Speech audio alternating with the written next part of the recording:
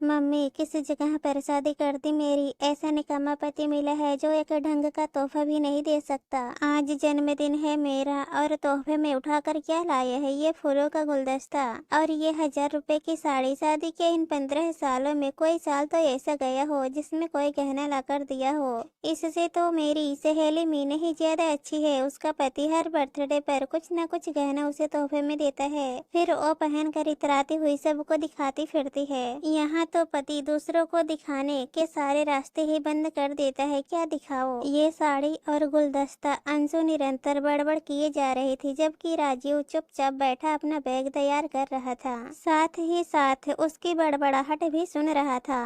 वो भी क्या बोलता, पत्नी महत्वाकांक्षी थी और अब नई नई सहेलियों के साथ और ज्यादा हो गई। काम में खुश ही नहीं होती और वो ठहरा एक टीचर। महीने के 30-40 हजार रुपए कमाने वाला उसकी जेब ज्यादा खर्च करने से उसे रोकते। आखिर एक मध्यम वर्गीय परिवार की भी अपनी सीमाएं होती है। जब पत्नी ही नहीं समझती तो पति तो इस चीज को समझेगा ही। राजीव की कोई इतनी तनख्वाह भी नहीं थी कि पूरे परिवार का खर्चा निकालने के बाद इतना पैसा निकाल पाए। बच्चों की पढ़ाई, अम्मा की दवाइयाँ, घर के खर्चे, रिश्तेदारी भी देखना होता था। बच्चों के भविष्य के लिए भी कुछ तो जमा करके रखना था।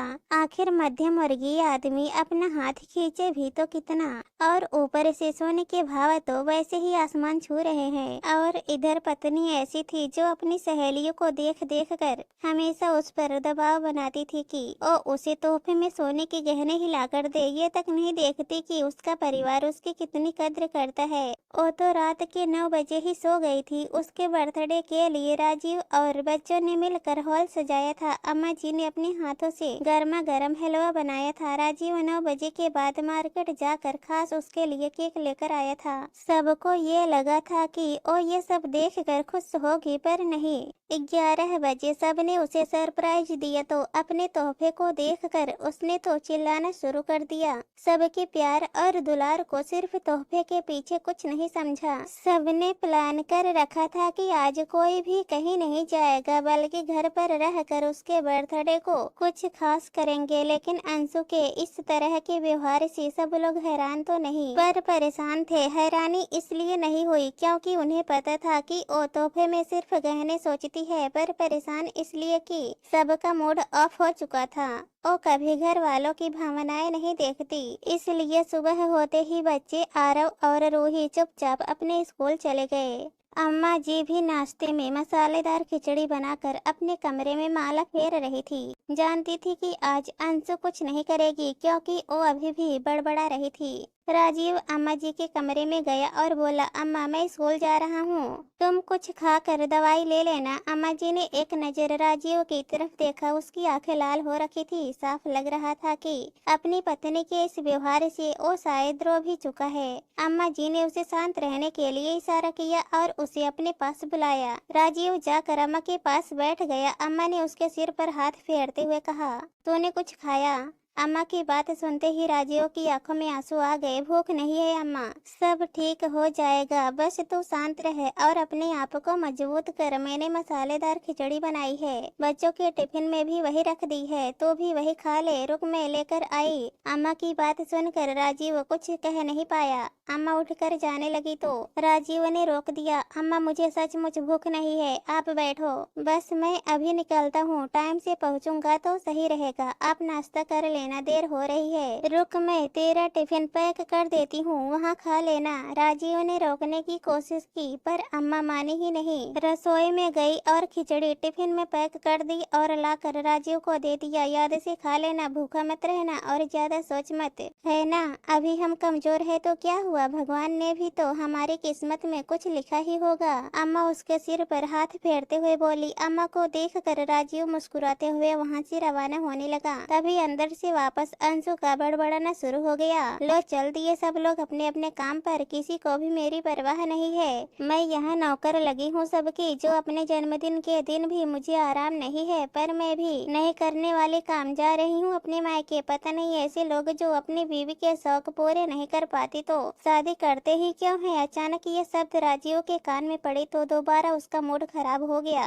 अम्मा तुम कहो तो तुम्हें मौसी के घर छोड़ दूँ, हम लोग तो चलो अपनी अपनी जगह जगह चले जाएंगे, लेकिन तुम्हें दिन भर इसको झेलना पड़ेगा। कोई बात नहीं बेटा, तो चिंता मत कर, तू बस शांत मन से अपने काम पर जा। वैसे भी ये तो अपने मायके जा रही है तो शांति रहनी ही है, फिर बच्चे भी तो घर पर आएंगे, वो कहाँ जाएंगे, अम्मा ने कहा और राजीव को वहाँ से स्कूल के लिए रवाना कर दिया और अपने कमरे में आ गई। अभी राजीव को गए कुछ ही देर बीती थी कि अंशु भी वहाँ से रवाना हो गई। अंशु के जाते ही अचानक अम्मा जी का मोबाइल बज उठा। किसी अजनबी का फोन था। उसने कहा कि राजीव का एक्सीडेंट हो गया। अम्मा रोती हुई अंशु को फोन लगाने लगी। अंशु ने फोन तो उठाया, लेकिन अम्मा जी की बातें सुने बगैर ही बोलना शुरू कर दिया। अम्मा जी, आप चाहे कुछ भी कहे, मैं नहीं रुकने वाली। मैं अपने मायके जा रही हूँ। कम से कम आप लोगों से अच्छा जन्मदिन तो मेरे माता पिता ही सेलिब्रेट कर देते हैं, बहू वह। इसके आगे अम्मा जी बोल ही नहीं पाई, क्योंकि अंशु ने फोन काट दिया। अम्मा जी बार बार फोन ट्राई कर रही थी, लेकिन अंशु ने फोन ही नहीं उठाया। आखिर थक हार कर अम्मा जी पड़ोस में रहने वाली सुनंदा जी के घर पहुंची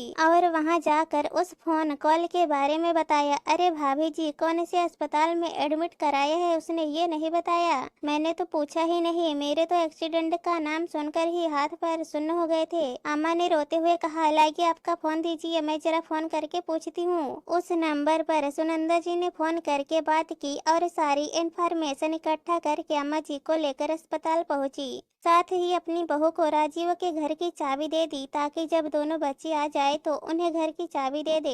अस्पताल पहुंचकर देखा तो राजीव के सिर पर हल्की चोट लगी थी और बाएं हाथ में फ्रैक्चर था। भगवान का शुक्र था कि उसे ज्यादा चोट नहीं आई थी। हॉस्पिटल जाकर भी अम्मा ने दोबारा अंशु को फोन लगाया, लेकिन उसने फोन ही नहीं उठाया, तो अम्मा ने भी थक हार कर फोन लगाना ही बंद कर दिया। इधर बच्चे जब घर पहुँचे तो उन्हें पता चला कि राजीव का एक्सीडेंट हो गया, इसलिए अम्मा हॉस्पिटल गई है। बच्चे रोने लगे, यहाँ तक कि रूही भी घबरा गई। तब सुनंदा जी की बहू ने अम्मा से रूही की बात करवाई। अम्मा ने रूही को समझाया कि ज्यादा परेशान होने की जरूरत नहीं है, पापा को हल्की फुल्की चोट लगी है। तब जाकर रूही को तसल्ली हुई और वो आरव को चुप कराते हुए घर ले आई और घर लाकर उसे कुछ खिलाकर सुला दिया। शाम को राजीव और अम्मा जी के आने से पहले अंशु घर पहुँच गए, लेकिन बच्चों ने उससे कोई बात नहीं की। लेकिन अम्मा जी को घर में न देखकर अंशु ने पूछा, तुम्हारी दादी कहाँ गई है और तुम दोनों अकेले घर पर क्यों हो? मैं कहकर तो गई थी कि मैं अपने मायके जा रही हूँ, फिर भी ना जाने कितनी बार फोन लगा दिया और अब तुमको अकेला छोड़कर चली गई। उसकी बात सुनकर रूही को बहुत तेज गुस्सा आया। वो अपने कमरे में गई और अपने कमरे में से अपना और आरव का दोनों का गुल्लक उठा कर ले आई और उसके सामने रखते हुए बोली, मम्मी आपको गहने चाहिए ना, ये 2 गुल्लक है, इन्हें फोड़ लो और जो भी पैसा निकले उससे अपने लिए गहने खरीद लेना। जानती हूँ कि मैं इसमें पैसा कम है, लेकिन वादा करती हूँ कि जब बड़े होकर कमाने लग जाऊंगी ना तो आपके गहने दिलवा दूंगी, पर कम से कम भगवान के लिए घर में शांति रहने दो। यूं हर समय पापा के पीछे मत पड़ी रहा करो। आज पहली बार अंशु ने रूही को चिल्लाते हुए देखा था और वह भी अपने पापा के पक्ष में। ये देखकर अंशु और ज्यादा तिलमिला गई। ओह, तो अब ये सब सिखाया जा रहा है तुम्हें मेरे खिलाफ? अरे एक औरत अपने पति से अपनी जरूरत के लिए नहीं बोलेगी तो किससे बोलेगी? तुम भी 16 साल की हो गई हो, क्या तुम्हें समझ नहीं है? अपनी माँ से बोलने की तमीज नहीं है तुम्हें? तमीज की बात तो आप कीजिए ही मत मम्मी, हमने पूरी रात आपके लिए इतनी मेहनत की,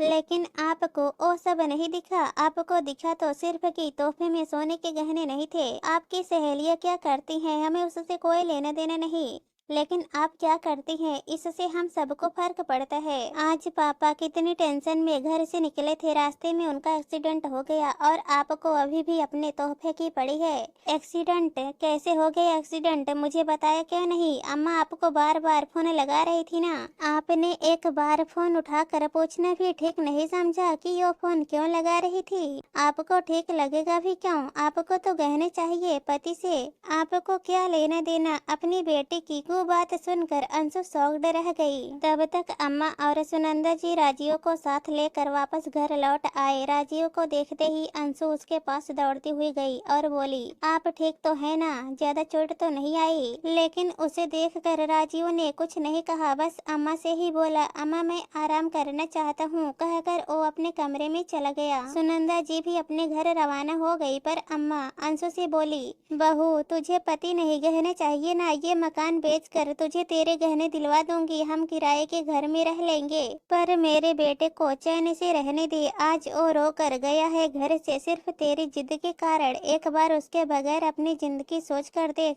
क्या तुम अकेले घर की जिम्मेदारी उठा लोगी? ऐसा तोहफा ही किस काम का जो किसी की जान पर ही बन जाए। अम्मा जी के इस सवाल से ही अंशु सिहर गई और रोती हुई अपने कमरे में आ गई और राजीव से बोली, मुझे कोई गहने नहीं चाहिए, तुम हो तो सब कुछ है, मुझे माफ कर दो। अंशु की बात सुनकर राजीव मुस्कुरा दिया। अंशु, तुमने मुझे समझा वही बहुत है। हम मध्यम वर्गीय के लोगों के अपनी एक सीमा होती है, हम कितनी ही कोशिश कर ले उसके आगे बढ़ ही नहीं पाते बस, और मुझे कुछ नहीं चाहिए। और आखिर राजीव ने भी अंशु को माफ कर दिया। दोस्तों, कहानी पसंद आए तो प्लीज चैनल को सब्सक्राइब कर देना। धन्यवाद।